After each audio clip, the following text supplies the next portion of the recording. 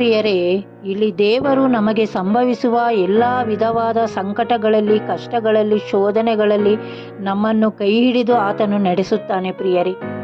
ನಮಗೆ ಯಾವ ಸಮಸ್ಯೆ ಇದ್ದರೂ, ಎಂಥ ದುಃಖವಿದ್ದರೂ, ಎಂಥ ಶೋಧನೆ ಇದ್ದರೂ, ಎಂಥ ಅನಾರೋಗ್ಯವಿದ್ದರೂ ಕರ್ತನು ನಮ್ಮನ್ನು ಕೈ ಹಿಡಿದು ನಡೆಸಿ ನಮ್ಮ ಜೊತೆಯಾಗಿದ್ದು ನಮ್ಮನ್ನು ಕಾದು ಕಾಪಾಡಿ ನಮ್ಮನ್ನು ಸಂತೈಸುತ್ತಾನೆ ಪ್ರಿಯರೇ.